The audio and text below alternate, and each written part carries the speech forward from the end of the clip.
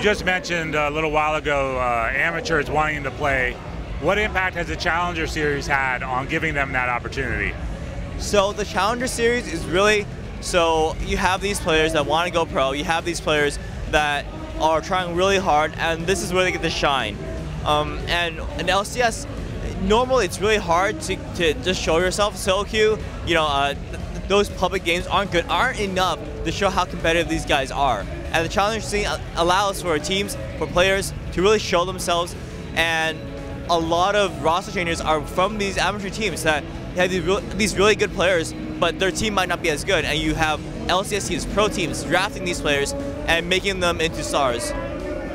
When you look around here at E3, there's a ton of MOBAs out there. What do you feel differentiates League of Legends and keeps it so popular even with all the competition? So League of Legends was first, that's a really big thing, but the bigger thing is that it's constantly updating. Season 3 patch was huge, Season 4 patch is even bigger, Summoner's Rift revamping, that's huge. You have a new champion out every single month, and it's always fresh. If you leave the game for half a year, you're gonna find out that everything's different. It's a fresh game, it's a fresh start for a lot of players, and it's really refreshing. You like, people get tired of games no matter how fun they are, but League of Legends constantly changes stuff so that even if you get tired a little bit, something new is going to come out and you're going to be rejuvenized. And I really like that about League of Legends. Sure, it makes our job as a pro hard because you adapt, but that's part of League of Legends, part of what makes people want to play it. What impact do you feel a device like this Alienware Alpha, which brings the video games like League of Legends into the living room, will have on potential popularity of the game in the living room? I think it's great. Much like how people love consoles and people often play, people play consoles on your TV, they're just bringing the PC onto that TV also. So say you're playing in the living room, your mom's watching you, they see, oh, well, what is that? They're gonna ask you, and it's just really bringing awareness to League of Legends, just even more so.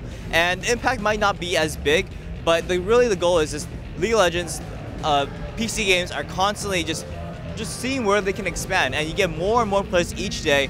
PC gaming has grown so much. You have an event like E3 for console and just PC games, and it's really, really popular. You see hundreds, if not thousands, tens of thousands of people here, and it's crazy. It blows my mind. First time I went to a convention, I could not believe that there's so many people out there who enjoy what I do. And I think that there's a lot more people who don't go to events and they don't really realize this, but what they do is common. It's not nerdy. I mean, sure, that term still applies, but nerd, the connotation, this does not apply. We're people who just are normal people.